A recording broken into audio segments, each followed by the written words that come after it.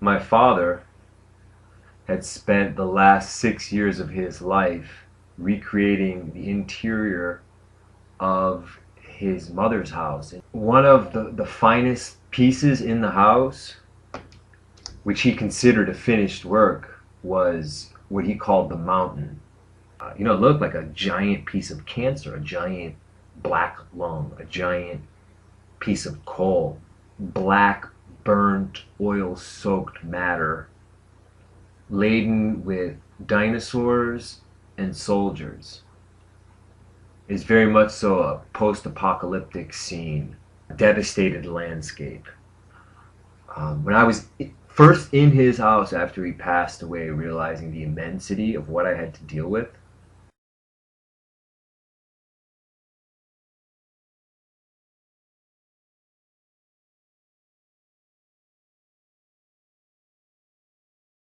I sat next to that piece, and though I had appreciated it previously, it registered that it was a masterpiece. It was one of the greatest things I had ever bore witness to.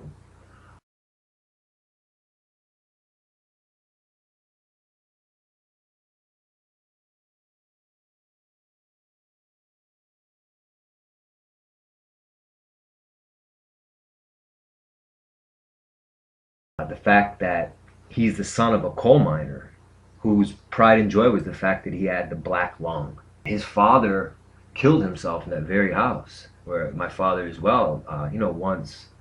Once he had cancer that metastasized up his spine from his lungs to his brain, also took his life in that very same house. So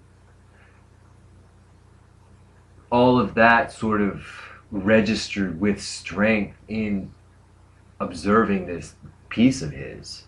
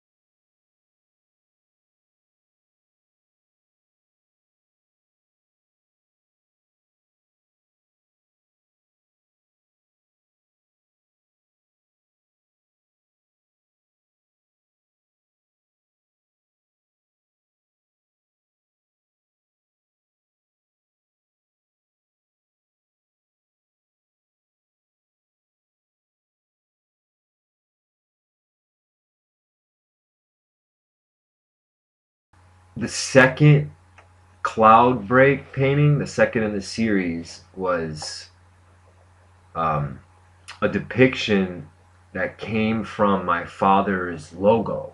He had a logo for a comedy career he tried to pitch that also involved a book called Fork It the Book, and he made this alter ego called Fork It Man, who was this black masked, one gloved character riding a banana peel as though it was a flying carpet. But I took that character and put him on $100 bill, a flying beaner, because my father told me that money's a vehicle. Somehow, unbeknownst to me, I ended up depicting a Michael Jackson impersonator. Like, of all things, like, I don't know how that happened. I let go and I just let it be painted. Same general theme for Cloud Break 3, which was this kind of Go Fly a Kite figure. So the Go Fly a Kite cross crucified figure or whatever I painted out, and it became myself wearing a mask. Cloud Break 4 was a figure with a bow and arrow. Yeah, that's where I left off with the Cloud Break series. But I was really into stencils. I did both drawings and then would cut stencils out of them, or I would like photocopy other paintings of mine and then do stencils out of them. Even people who weren't fighting.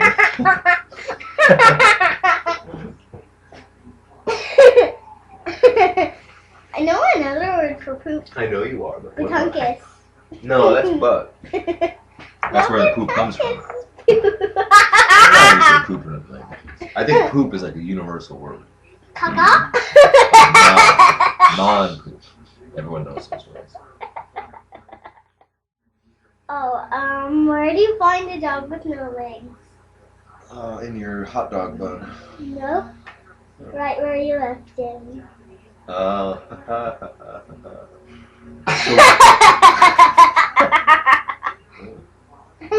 forgot all my jokes now. Daddy, I can't stop laughing. All my jokes are like adult jokes. What do you call a fish with no eyes? Blind? Ash. Oh.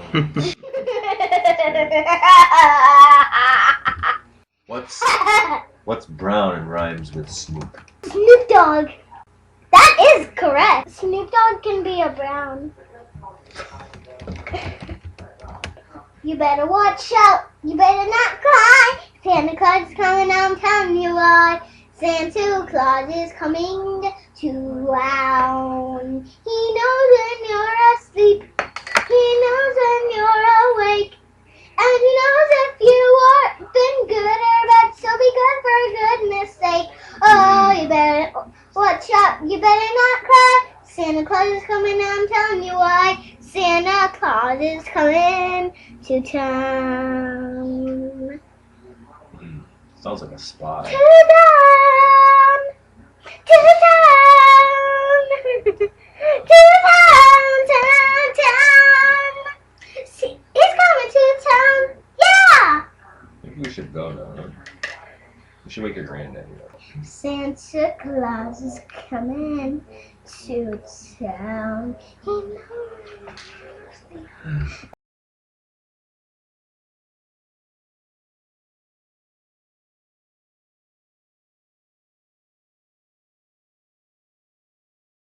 And he knows when you've been good, so be good for goodness sake.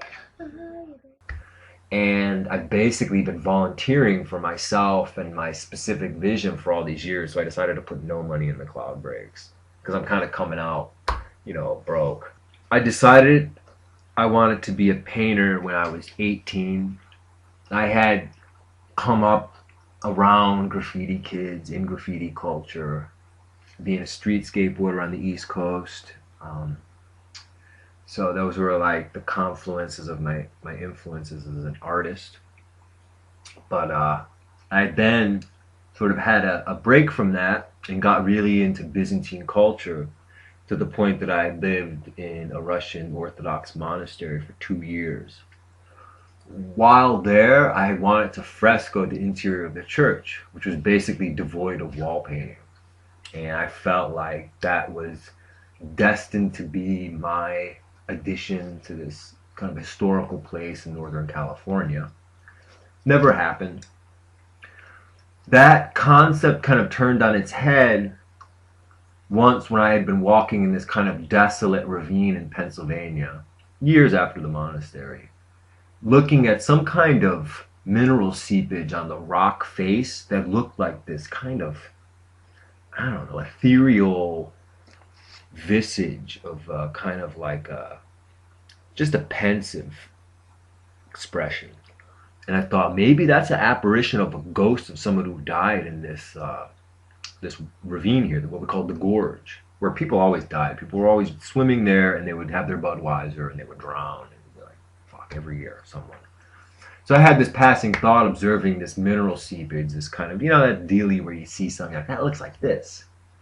I can't you refer to it as like Jesus on the toast or whatever. So I knew of stencils. I had no idea that stencils were like this phenomenon. Simultaneous to me getting into this is like all the street art shit.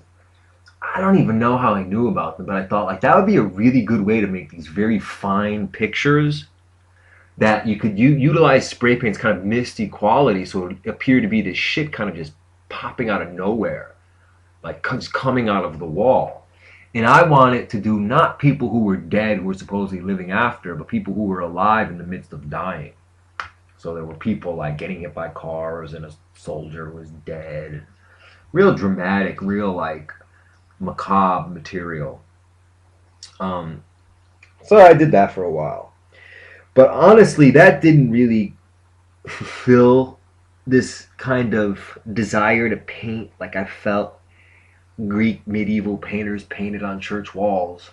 But what did feel like a fulfillment of that was when I was painting the card series. I painted the Suit of Hearts, and in rendering the individual hearts on the playing cards, whether 6 for the 6 or 8 for the 8 or 3 for the 3, I sort of subtractively carved out faces in the hearts, kind of washed this kind of fake blood-like paint away and let it drip in both directions until I was left with this a face, sometimes clearly recognizable to me. I was never looking at pictures. It might be a stretch because it might not exactly look like the person, but there was something about these images that it resonated like that is definitely so and so. Or sometimes I consciously set out to make an archetype, archetypical wise man, archetypical like expectant black father who leaves pregnant black mother. I put them side by side, or I did like my grandfather, and then I did like archetypical lovely cooch, archetypical woman present her breasts with a little bit of a paunch, and I did like the overindulgent one who was kind of drowning around meat with the rose, and the shaft was the white break in the heart.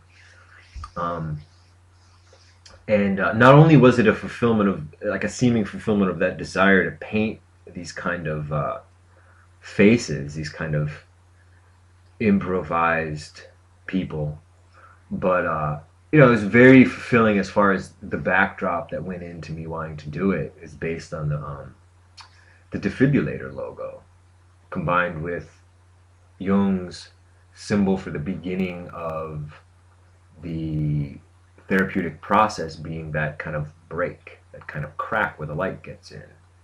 You crack your head open. This is your brain on drugs, and that, frying yolk could just be gold, could just be the nourishment that you need. Because this is the kind of environment I come out of, and this is the kind of subject matter I was dealing with very much so at that time. So that informs my painting, these kind of cracked faces out of, just love for humanity. It was there. Yeah. I was going through this thing where I was letting go and just letting whatever I really felt and whatever I really thought come out. It would come out in paintings. Okay. Then I would walk around outside and, I don't know, just have these kind of revelatory musings. Like, what do you mean by revelatory musings? Well, I would just let my mind flow and muse on different things, and to the point that it revealed something to me that I really believed at the moment or had as like a passing notion. And then you would try to put that onto a canvas or whatever. No, By it's just means, coming to grips with what I really felt and what I really like wanted. And I came to realize like I really love this girl. why? It was beyond that. I don't know. I was really hard on her leading up to that point. I was kind of critical and kind of dismissive and kind of just like arm's length and was just like, I don't quite get this person. Like, I don't know, something about her was like unsavory, unlettered, uninformed. And I kind of I was half dismissive of her. And then I got to this where I loved her, just her person. Like there's something there that is like so beloved to me. And it became finer and finer in spending time close to her. It like grew and grew to when I really just felt like I love this person. I love the person trapped in. But then I started to even wonder: is my take on these supposed bullshit shenanigans and these like scenarios, is it even accurate? But I don't know. Like some of this stuff might